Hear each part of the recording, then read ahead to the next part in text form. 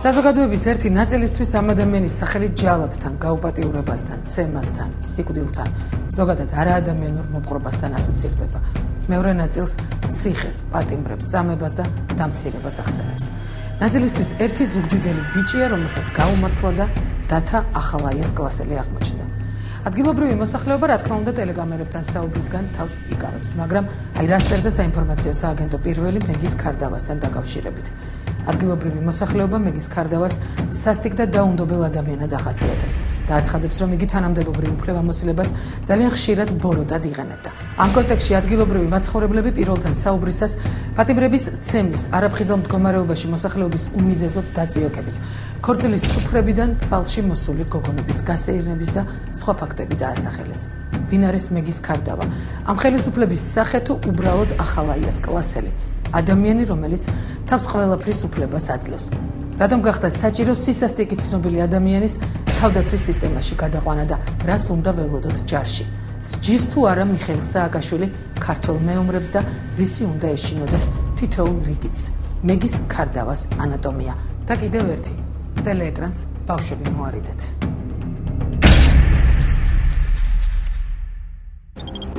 ვიკილიქსი 2009 წლის 31 აგვისტო. ამერიკის შეერთებული შტატების ელჩის და გიგა ბოკერიას 30 აგვისტოს შემდგარი საუბრის შინაარსი. შეტყობინებაში ნათქვამია, რომ ახალაიამ ამ პოსტზე დავით სიხარულიძე შეცვალა, რომელმაც მუხროვანის ამბოხის დროს საკმარისი სიმკაცრე არ გამოიჩინა.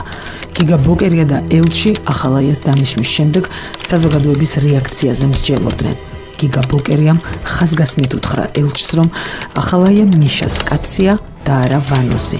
იგი არწმუნებდა შეერთებულ შტატებს, რომ არ განიხილათ ეს დანიშვნა, როგორც შინაგან საქმეთა სამინისტროს შესვლა თავდაცვის სამინისტროს ხელმძღვანელობაში, ნათქვამია საელჩოს შეტყობინებაში, რომელიც ვიკილიქსმა გამოაქვეყნა. ვიკილიქსი 2009 წლის 15 სექტემბერი. ამერიკის შეერთებული შტატების სახელმწიფო მდივნის თანაშემწეს თინა ქეიდენაუს მიერ ვაშინგტონში გაგზავნილი დეპეშა. მიხეილ სააკაშვილთან შემდგარი საუბრის შინაარსი. ქეიდენაუმ შეშფოთება გამოხატვა თავდაცვის მინისტრად ბაჭუ ახალაიას დანიშვნის გამო და სააკაშვილს ადამიანის უფლებების დაცვის კუთხით ახალაიას არც თუ ისე კარგი წარსული შეახსენა. სააკაშვილი ქეიდენაუს არ დაეთანხმა და განაცხადა, რომ არ ესმის თუ რამ გამოიწვია ახალაიას მისამართით საერთაშორისო კრიტიკა. პრეზიდენტის თქმით, როდესაც ახალაიას სასჯელ აღსრულების დეპარტამენტს ხელმძღვანელობდა, მას ორგანიზებულ დამნაშავეებსა და მაფიოზებთან უწევდა გამკლავება. ამ თვალსაზრისით კი საქართველოს პოსტსაბჭოთა ქვეყნებს შორის საუკეთესო შედეგი უკავია. პრეზიდენტი ასევე შეეხო ახალაიას წინამორბედს თავდაცვის ყოფილ მინისტრს დავით სიხარულიძეს.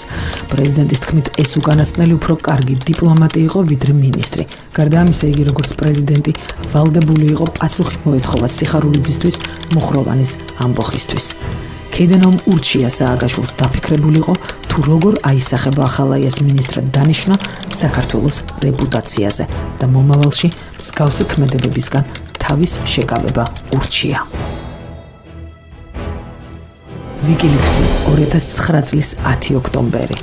ამერიკის შეერთებული შტატების თავდაცვის მდივნის თანაშემწისთვის ალექსანდრე ვერშბოუსთვის მის თბილისში ვიზიტამდე საქართველოში ამერიკის საელჩოს მიერ გაგზავნილი ტელეგრამა.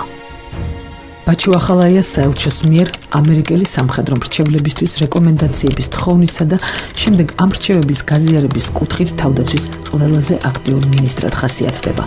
ის თბილისში ამერიკის თავდაცვის დეპარტამენტის პერსონალთან უკეთესი თანამოსაუბრეა, ვიდრე დავით კეზერაშვილი, რომელსაც ამ მინისტრის პოსტი 2006 წლის დეკემბრიდან 2008 წლის შემოდგომამდე ეკავა. ახალაია ამერიკის შეერთებული შტატების რჩევების მიმართ უფრო გულისხმიერია, ვიდრე მისი წინამორბედი დავით სიხარულიძე.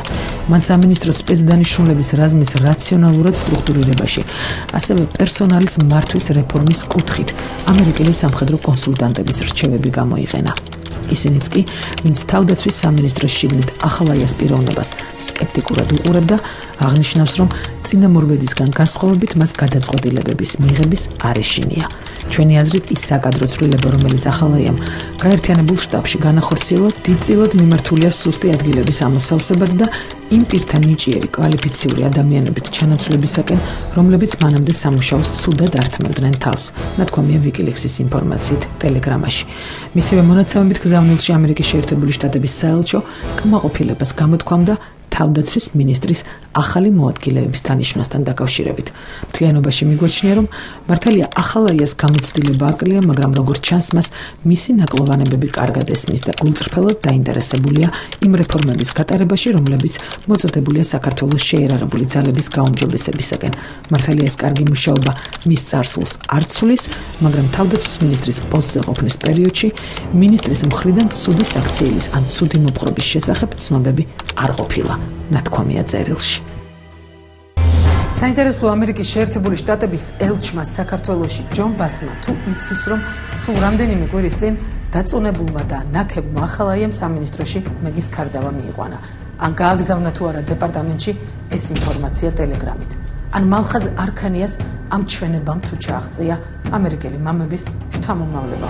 2011 წლის 19 მაისს ჩემთვის გაურკვეველი მიზეზებით გადმომიყვანეს ნომერ მერვე საპყრობილეში, სადაც ამჟამად ვიმყოფები. მერვე საპყრობილეში შემოყვანიდან მეორე დღეს დირექტორის კაბინეტში ამიყვანეს, სადაც დამხვდა მეგის ქარდავა, რომელმაც მითხრა, რომ დამეწერა აღიარებითი ჩვენება ზუგდიდში მომხდარ ტერორისტულ აქტებთან დაკავშირებით. მე განვუმარტე, რომ აღნიშნულ დანაშაულებთან არანაირი შეხება არ მქონია, რაზეც მან უთხრა ჩემთვის უცნობ ორ პირს, რომ ჩავეყვანე კარანტინში. ჩაყვანის დროს ისინი მირთყამდნენ. ჩაყვანისას მათ მიმიყვანეს ერთ-ერთი საკნის კართან და შემახედეს სათვალთვალოში, სადაც დავინახე თუ როგორ აუპატიურებდა მამაკაცს. თან მეუბნებოდნენ, რომ კარგად მეყურებინა და დამემახსოვრებინა. მეუბნებოდნენ, რომ თუ არ დავწერდი აღიარებით ჩვენებას, იგივეს მიზავდნენ. ამის შემდეგ მომცეს ფურცელი და პასტა. მითხრეს დამეწერა ჩვენება თავის გადასარჩენად. ჩვენებაში დავწერე სხვადასხვა დროს ტელევიზიაში გასული აფეთქების შესახებ და მივუთითე, რომ აღნიშნულში მონაწილეობა მქონდა მიღებული. ეს ნაწერი მეგის ქარდავას აუტანეს და ცოტა ხნის მერე მეც ამიყვანეს. რომ შემიყვანეს ქარდავა, ჩემს ნაწერს კითხულობდა და მითხრა, რომ ეს არ იყო ის ჩვენება, რომელიც მას სჭირდებოდა. და მითხრა, რომ შემეჭამა ის ნაწერი. ვინც მეგის მიყვებოდა, მაგან ძალით შემაჭამა დაწერილი ქაღალდის ფურცელი. მე ეუბნება, რომ ისევ ჩავეყვანე ქვემოთ. მოგეთ მაგის დედავატირე. ჩამეყვანეს ქვემოთ, შემაგდეს კარანტინში და კარები დახურეს. ამის შემდეგ იხსნება ტუალეტის კარი და გამოდის ორი ნიღბიანი მამაკაცი. ისინი მეცნენ, რომ ჩამეხადა შარვალი, მაგრამ მე წინააღმდეგობა გავუწიე. ერთი ეუბნება მეორეს. წესიერად დამიგავა ეს ნაბიჯვარი. უნდა მოთ. უცბად გაიღო კარმუშკა, საიდანაც იყურებოდა ორი პირი, ვინც მეგის ქარდავას ახლდა. და ამასთან მიღებდნენ სურათს. ამ დროს საკანში დამაგდეს იატაკზე შარვალ ჩახტილი და ერთი მეორეს ეუბნება. ჯერ პ***ეთ და მერე მოკლა. აღნიშნულზე მე დავიწყე თავის დარტყმა ბეტონზე. ამ დროს შემოვიდა გარეთ მყოფი ის ორი პირი. ერთ-ერთმა თავზე ფეხი დამადო, რომ არ ამეწია. ამ დროს უკვე ვიყავი შებოჭილი. მეორე პირმა მომადო თავის სასქესო ორგანო და გადამიღეს სურათი. შემდეგ შემეშვნენ. ორი ნიღბიანი საკნიდან გავიდა, ხოლო საკანში ქარდავას თანხლებით ის ორი ტიპი შემოვიდა. მათ მითხრეს, რომ თუ არ მირცემდი აღიარებით ჩვენებას, ისინი მართლა გამოუპატიურებდნენ და ზემოაღნიშნულ სურათებს ინტერნეტში დადებდნენ. გაუპატიურებისა და ცემის შიშით დამაწერინეს მათთვის სასურველი აღიარებითი ჩვენება მოწმის სახით. მთელი ნახევარი საათი ტიროდა პატიმარი. მთელი ნახევარი საათი ხმა არ ამოუღია არც ერთ ჩვენგანს. ხმის ამოღებისთანავე პირველი სიტყვა როგორ ახარ მეთქი უთხარი და სახისგან გამომდინარე შევატყვი, რომ თვითონ სიტყვიერად კი თქვა, კარგად ვარ, მაგრამ თვალით ჩაკვით მივხვდი, რომ ცუდად იყო. კამერები იყო და მოსმენების ქვეშ ვიყავით და თვითონ ფიზიკურადაც ვერ იტყოდა, რომ დამეხმარეთ. იქნებ ამერიკის საელჩომ და სხვა დიპლომატებმა სახალხო დამცველის 2008 წლის ამ ანგარიშის შესახებ იცოდნენ რაიმე. 2008 წლის 30 იანვარს ზუგდიდის რაიონული სამმართველოს საუბნო ქვეგანყოფილების პოლიციელები მივიდნენ ზუგდიდში მცხოვრები გოჩა ეხვაიას სახლში, რომელიც გალის რაიონის სოფელ ნაბაკევის სასწრაფო დახმარების ექიმია. პოლიციელები ვინმე ძებნილი ბადრის ნახვას ითხოვდნენ. რა თქმა უნდა, სახლში ვერავინ იპოვეს და გოჩა ეხვაია, როგორც განუცხადეს, პოლიციაში დასაკითხად წაიყვანეს. კოჩა ეხოია პოლიციელებმა ზუგდიდის სამხარეო სამმართველოს პოლიციაში მიიყვანეს და შინაგან საქმეთა სამინისტროს ზუგდიდის სამმართველოს წინასწარი დაკავების იზოლატორში მოათავსეს, სადაც მას მეგის ქარდავა ემუქრებოდა. შემდეგ თავად სამმართველოს უფროსი თენგიზ გუნავა ეკითხებოდა, ხომ არ მიუყვანიათ მასთან დავით ნადარაია, ან ვინმეს ხომ არ წაუყვანია იგი ნადარაიასთან, რაზეც ეხოიამ უპასუხა, რომ მისი მორიგეობის დღეს 29 იანვარს გამოძახება არ ქონიათ და არავის არსად წაუყვანია. პასუხმა პოლიციის თანამშრომლები გააღიზიანა და მათ ეხოიას სიტყვიერი და ფიზიკური შეურაცხყოფა მიაყენეს. მაგრამ რამდენჯერმე გონებაც კი დაკარგა და წყლით მოასულიერეს. შემდეგ უფროსმა თანამშრომლებს ეხოიას მდინარეში გადაგდება უბრძანა. იგი მანქანაში ჩასვეს. გზაში ემუქრებოდნენ, თავში მუშტებს ურტყავდნენ. ერთხელ ბოტანიკური ბაღის მიმდებარე ტერიტორიაზე სცემეს, შემდეგ შინაგან საქმეთა სამინისტროს კომბინატის ქვეგანყოფილებასთან. გზაში პოლიციელები ხშირად რეკავდნენ მობილური ტელეფონით და ახსენებდნენ კატერს, რომლითაც ეხოიას ზღვაში უნდა გადაეგდოთ.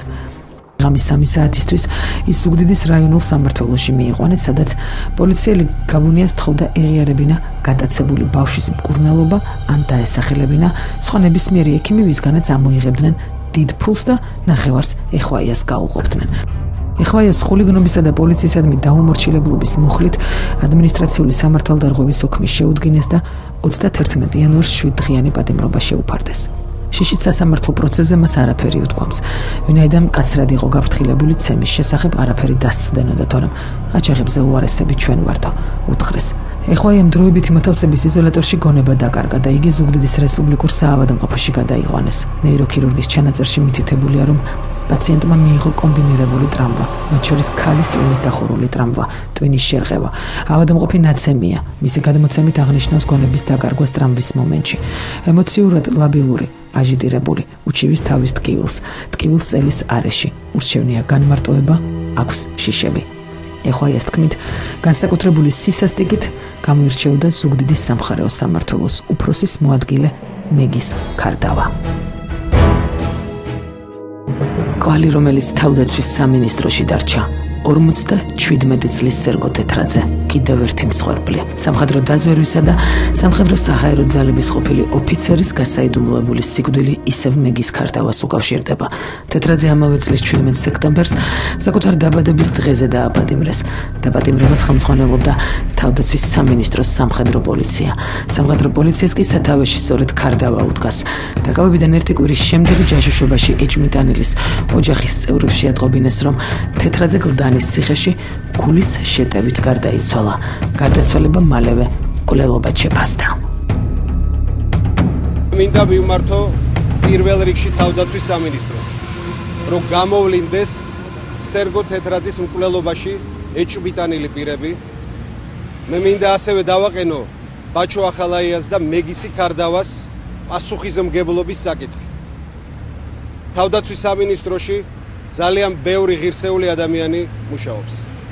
შეერაღებულ ძალებში დიდი უმრავლესობა ჩვენი მეომრების, სამხედროების არის პატრიოტი ხალხი. მაგრამ დღეს თავდაცვის სამინისტროს ხელმძღვანელობს რეალურად ჯალათების ჯგუფი, რომლებმაც სერგო თეთრაძე შეიწირეს ასევე შპიონომანიის ამეგი.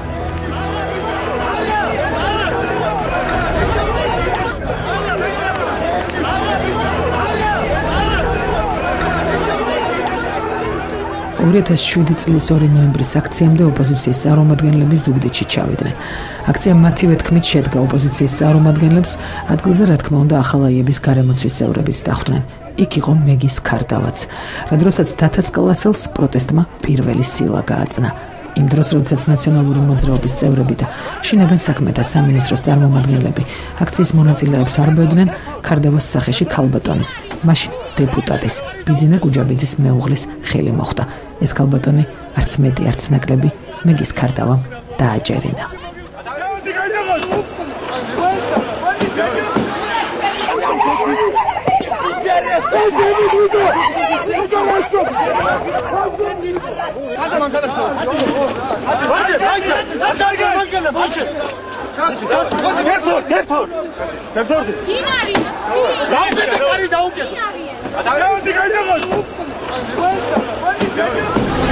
ციხის ბუნტი, როდესაც მოხდა ამ გაუსაძლისი პირობების გამო და იქ ყოფილი სამედიცინო დაწესებულებებში, ეგრეთ წოდებულ რეზბალნიცაში დაიწყო ეს ყველაფერი, იქაც რამდენიმე კანონიერი ქურდი ინვალიდები იწვნენ და იმ ინვალიდების მიმართ მოხდა ასეთივე ფიზიკური ზეწოლა და სიკვდილის პირამდე მიყვანა და იქ ეს ყველაფერი დაიწყო იმით, რომ ბაჩო ახალაიამ ერთ-ერთ კი არა რამდენიმე პატიმარს ცემა დაუწყო პირდაპირ დირექტორის კაბინეტში და ერთ-ერთმა მათგანმა გიორგი ავალიანმა საპასუხოდ დაარტყა ბაჩო ახალაიას და ნუ იქ სპეცრაზმელებმა წარმოგიდგენიათ რა დღეში ჩააგდებდნენ თვითონ ავალიანს და სხვებს და იქაც უშუალოდ მეგის ქარდავა იღებდა მონაწილეობას. ის იმ დროს იყო მეშვიდე საპყრობილის ხელმძღვანელი და ბუნტში მონაწილე ეგრეთ წოდებული ამ ხელოვნურად გამოწვეული ბუნტის მე ასე ვიტყოდი, იმიტომ რომ იქ სხვა არჩევანი არ დაუტოვეს ბაჩო ახალაიამ და მისმა თანაგუნდელებმა იმ პატიმრებს. კამერაში რო ასე ნახი არის და დაწოლად ფინანსირება, მაგრამ არიან. ომი დაიწყო რა, აი ომი. ახალ სისტემაში ერთ-ერთი მთავარი ფიგურა იყო თვითონ მეგის ქარდავა, რომელიც დაინიშნა ყველაზე უფრო პრობლემური დაწესებულების ხელმძღვანელად, ეს იყო მეშვიდე საპყრობილე, სადაც იმიტომ რომ იქ ათავსებდნენ აი ამ ახალი პოლიტიკის მიხედვით, ერთად განათავსეს ეგრეთ წოდებული კანონიერი ქურდები თუ ქურდული სამყაროს მიმდევრები, იქ რამდენიმე ათეული ადამიანი, შეიძლება ზოგ შემთხვევაში 100-საც აღწევდა მათი რაოდენობა და იქ იყო პირდაპირ შეიძლება ითქვას სასაკლაოდ გადაქცეული სიკვდილის პირამდე პატიმრების ცემა, იქ მიმდინარეობდა ღამე შედიოდნენ საკნებში ნიღბიანი ადამიანები და სიკვდილის პირამდე ცემდნენ პატიმრებს, მოითხოვდნენ რომ ან შეეგინებინათ ქურდებისთვის, ან თუ ქურდები იყვნენ თვითონ კანონიერ ქურდებს თუ წარმოადგენენ, ისინი მათ უარი ეთქვათ ამ სტატუსზე და ნუ ნაწილი მათგანი გაატყდა, ზოგის მიმართ აღწევდნენ ამას, ზოგის მიმართ ვერა და ისინი უფრო და უფრო მეტ რეპრესიებს და ზეწოლას განიცდიდნენ და მეგის ქარდავა ამ ყველაფრის ხელმძღვანელიც იყო იმ დროს და პირადადაც მონაწილეობდა ამას უშუალოდ პატიმრები აცხადებდნენ.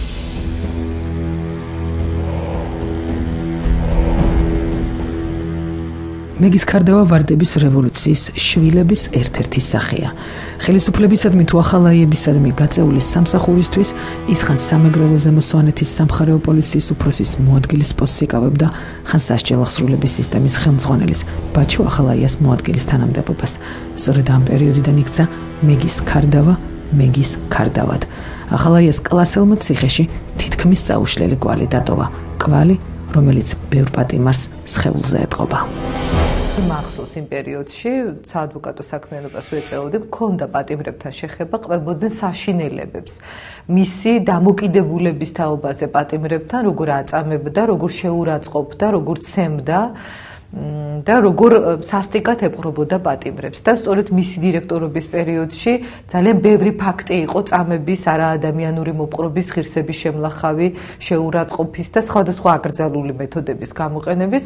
ღამე შედიოდა სპეცდანიშნულების რაზმთან ერთად, გამოყავდა პატიმრების საკნიდან, პირით კედელთან აყენებდა ხელბორკილ დადებულებს, აყენებდა ფიზიკურ შეურაცხყოფას, მორალურ შეურაცხყოფას, სხვადასხვა მეთოდების გამოყენებით და იყვნენ პატიმრები, რომელიც ნაცემნი იყვნენ და მე მახსოვს რამდენიმე შემთხვევა, რომელზედაც ჩვენ ძალიან მწვავე რეაგირება გქონდა, მე ის ახერხებდა იმას, რომ იმ პატიმრებზე ისე მოეხდინა ზემოქმედება, რომელიც ნაცემი და ნაწამები იყო, რომ საქმეს სველობა არ მიცემოდა, იმიტომ რომ ბუნებრივია თვითონ იყო შიგნით იმ საპყრობილის ხელმძღვანელი და გამკარგავი ვითარების და გაცილებით მეტი შესაძლებლობა ჰქონდა მათზე ზემოქმედების. სასტიკ ფაქტებს ყვებოდნენ მასთან დაკავშირებით და უშუალოდ მონაწილეობდა ის ამ სადამჟელო ეპიზოდებში. მიუხედავად იმისა, რომ ციხიდან ახალაიას ოფიციალურად წასვლის შემდეგ მეგის ქარდავა სამეგრელო ზემოსვანეთის პოლიციაში გადავიდა, მას თბილისში განსაკუთრებულ შემთხვევებში იძახებდნენ, განსაკუთრებით საჭირო ჩვენებების მისაღებად, ალბათ ისეთის, როგორიც ზემოთ მოყვანილი მალხაზ არქანიას ჩვენება.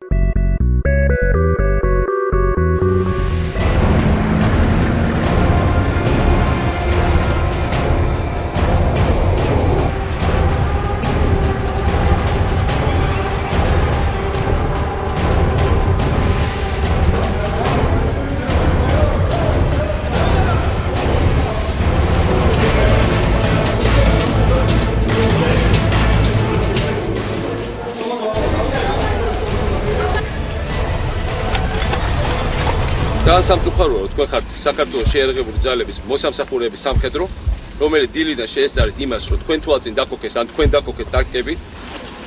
ტანკები არ ყავდათ და არ ყავდათ დაკოქილი. ვიგილექსის ინფორმაციით, რომელიც მათივე განცხადებით საქართველოსა და ამერიკის შეერთებული შტატების სახელმწიფო დეპარტამენტს შორის არსებულ მიმოწერას ეყრდნობა, სააკაშვილმა არასათანადო სიმკაცრისთვის ახლა ეს წინამორბედი დავით სიხარულიძე დასაჯა და თანამდებობიდან მოხსნა. მიხეილ სააკაშვილმა ჯარს როგორც ჩანს არც ომის წაგება აპატია. ის კი დაავიწყდა, რომ ომში რიგითები კი არა სარდალი ებმევა.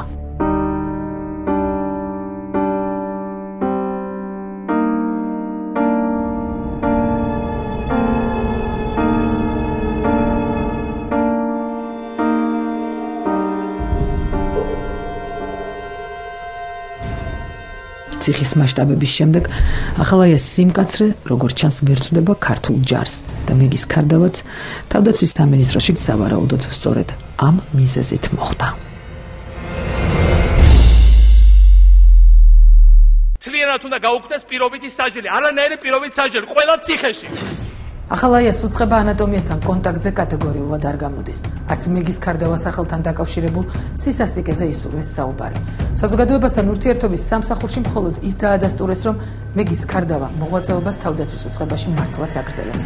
თუმცა არა როგორც მინისტრის მოადგილის რანგში, არამედ სამხედრო პოლიციაში. თანამდებობა არ დაუკონკრეტებიათ. როგორი იქნება ჯარი ამის შემდეგ არავინ იცის. ინფორმაცია თავდაცვის სამინისტროდან რთულად, მაგრამ ჟონავს.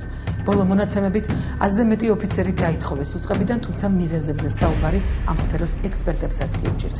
უცნობია, რას უნდა ელოდეს რიგითი ჯარისკაცი ყოველ ღამე. 7 ძილს, შვიდობიან სახელმწიფოში თუ ვინმეს დასაბესხებლად წამებით ჩვენების მიცემას. შეიძლება არც ქარდავამ და არც ახალაიამ კლოდ ხელვედზე არაფერი იციან და ალბათ უფრო ასეა, მაგრამ ვინც იცის, მათ გაიხსენონ. სისასტიკე ეს ყოველთვის შიშის, სისუსტის და სიმხდალის შედეგია. ეს საფრანგეთში ჯერ კიდევ მე-18 საუკუნეში ითქვა. ვიფიქროთ ჩვენს ანატომიაზე. მომავალ პარასკევამდე.